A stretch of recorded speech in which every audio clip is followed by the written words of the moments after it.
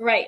I'm Lily Tran. I'm an enrolled agent and the founder of TaxAssign. This live education is about the Long-Term Care Trust Act. This is going to be 30 minutes education time, and then we're going to have 10 minutes of Q&A. So I'm going to go ahead and have Peggy start her first part of the education. She does have slides, so I'm going to share her slides here on the screen. Okay, and I'll probably try to go through this pretty quick, so you can go to the next slide, and actually then go to the slide, go down. That's where we are now. Okay, so here it is. What is this? What is this thing everybody's talking about? Remember back in 2019 when they added the family leave of absence, the FMLA, those two little things that are, Stephen will probably laugh, those two little things that are now in everybody's paycheck where they're paying into a family leave program. This bill was actually passed at that time as part of that package, but this was the one that was going to be delayed and implemented over a series of steps because it was a little bit more complicated than the other ones.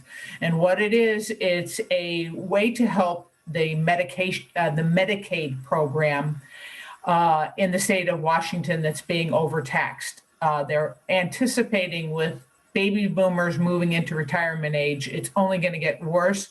So it was a bipartisan bill that was drawn up that is going to allow people to contribute or permit people to contribute into a long-term care trust. And that long-term care trust was going to provide citizens who contribute an opportunity to get some money to cover long-term care.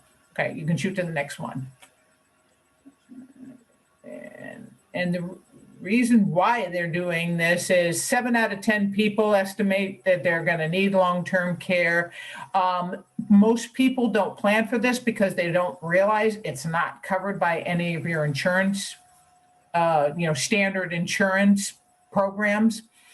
And the cost of care is incredible in every state, not just Washington state, because of the way the whole long-term care situation is set up. Plus, people haven't been doing any planning for this. They haven't bought long-term care policies, or if they have, a lot of them are antiquated and they are not really helping individuals to get the care that they are going to need. So they're relying on the state. You can go to the next one.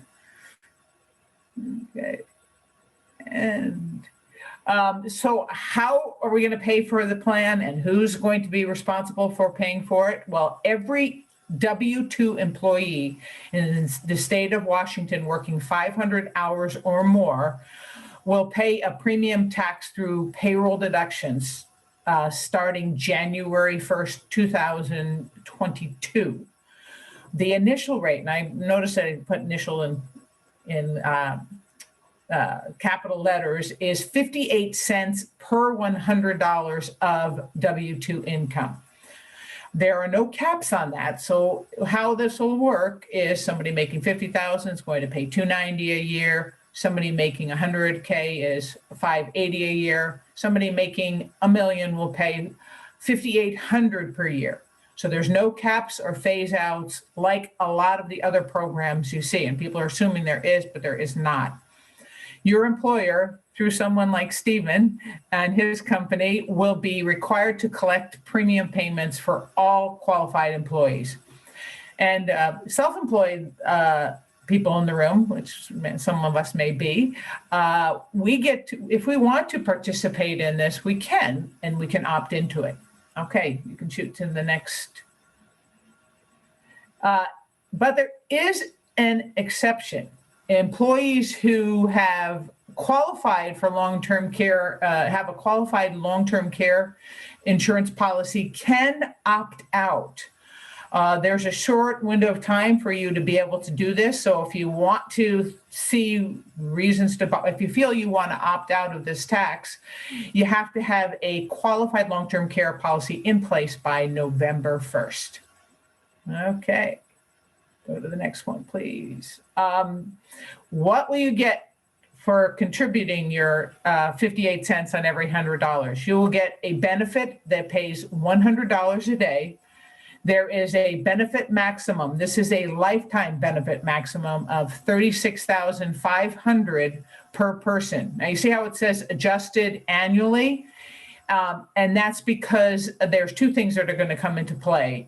They're going to look at this and make sure that that 58 cents is adequate. And they're also going to look at whether this benefit is adequate. I don't think it's going to be adjusted dramatically or drastically. What I think they're going to do more is involve a cost of living adjustment. An employee is vested if they, and this is one thing that's really confusing, you contribute 10 years or more without interruption of more than 5 years. Or if you contributed for 3 years in the past 6 years, you will be able to have a period of coverage for 3 years after that. So I'm getting close to retirement age.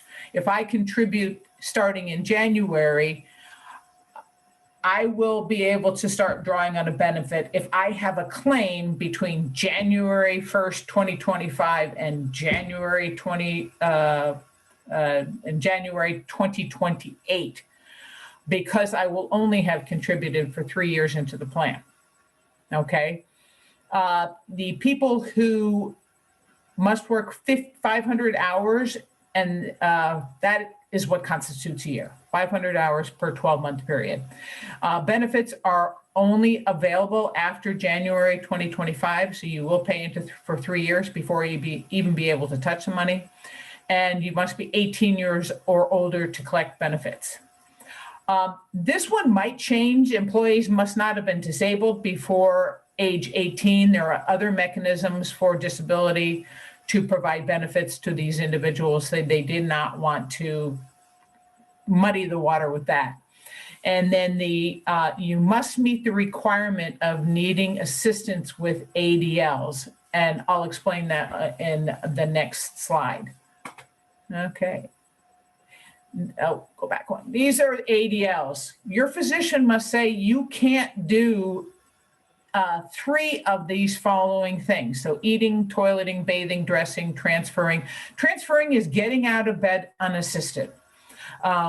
Ambulation or mobility, medical management, personal hygiene, that's grooming, body care, that's also somewhat grooming, and then cognitive impairment. And I want to put a big asterisk by that cognitive impairment, because most long-term care policies give an automatic for people who have cognitive impairment. So this is going to be a tough one, because a lot of people who are cognitively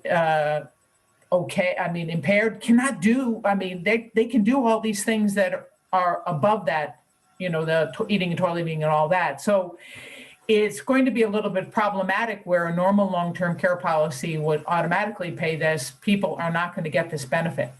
Okay, so you can go to the next one. Benefits are not available for anybody who's already retired, not residing in the state of Washington when qualified to receive the benefits. An employee is not vested in that. And one thing I should do an asterisk, this is any W-2 employee who either lives in the state or works in the state. So those people who live in Spokane and work in Idaho, they're subject to it. Those people who live in Portland and work in Vancouver, they're subject to it. So this is going to be what Stephen is going to have to deal with. Okay. So if you go to the next slide, please. How can you opt out? Well, you can opt out if you get what's called a qualified long-term care insurance contracts. And it's either a standalone long-term care, a hybrid, meaning it's coupled with life insurance, long-term care riders on life insurance or annuity contracts, long-term care riders purchased under group coverage. What are not qualified are policies with lump sum payouts and some discounted illness riders. Here's how the consumer can figure it out. If you need to have a license to sell that, then most likely that is a special long-term care license. To sell that, you will be, whatever you're offering will probably be what will qualify. If it doesn't, there's still a lot of uncertainty as to what's going to be qualifying to be able to opt out. So why would you want to opt out if you don't plan to stay in the state of Washington? If you feel you will require more care, or if you know you're not going to qualify for the vesting period. I know I'm going to have a hard time doing that. I would have to work until I'm 72, and that's a little bit something. I'm not planning to do that. Okay, so go ahead and go to the next slide. Are there other benefits for having a qualified long-term care policy? Yes, they're portable. They offer flexibility and planning, and a lot of the long-term care premiums offer things that are outside of long-term care. With the Washington Long-Term Care Trust, you have to use the benefits to get them. So there will be a lot of people who pay into the system that don't do or won't be able to get this benefit. And another thing is you can sometimes couple with a spouse and get a discounting on the long-term care policy. Okay, and next. Why would you want to pay the tax? Long-term care and life insurance must be underwritten. You can't go and just buy a long-term care policy off the shelf. They can be expensive, especially for women. And life insurance is expensive for men. So it might be a little bit tough navigating to get a policy in place in time. And then if you don't have the savings or income to cover the cost of premiums, you can't have a policy stay in place, then you'll lose all the coverage that you're intending to get. And there's also some financial underwriting and suitability that the insurance companies will ask for before they will allow you to take out a policy. Here's the key though, if you opt out, you can never opt back in. So this is something that needs to be a wise move. And, a lot of people are thinking, I'm going to do everything I can to avoid the tax, but that might not be in your best interest if you don't think you're going to have something else to cover your long-term care in the long run. Okay. And that's my information. And we'll save the questions for the end. Stephen. Sounds good. Well, thank you, Peggy. That was very, very descriptive. I actually touched on a lot of points I was going to say. So just a brief background, right? My name is Stephen. I do work with ADP. And right now, we are keeping track, right, of this payroll tax, right, in our Run platform. So in our software, right, since we already know all the wages for all the employees, what we're going to do is automatically calculate, right, that 0.58%, right, to withhold from the employee's wages, and also send it to the right agency, right? As of right now, there's no confirmation yet if we're gonna either withhold those wages for you and send you a check to send to the agency, or we're gonna send the amount directly to the agency. So just stay tuned, but I don't see why not. That's not gonna happen, right? When it comes to all these taxes, ADP normally streamlines everything for you. So I don't see why not. I don't see why we wouldn't, right, deduct those taxes for you and then send it directly to the agency. As of right now, too, let's say an employee, right, since they are due on a quarterly basis, if let's say someone joins ADP software, right, halfway through the first quarter, what we'll do is usually just ask you for how much you already deducted for the payroll tax, and then that way we can update to our system. And if we deposit for the quarterly, we know the updated balances. But other than that, it's really not too much on my side. We did already build out that section in our Run platform, so just stay tuned. And you have my information, so I'll definitely keep you guys updated.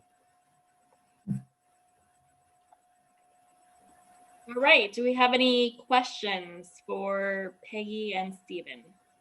You feel free to unmute yourself and start asking questions.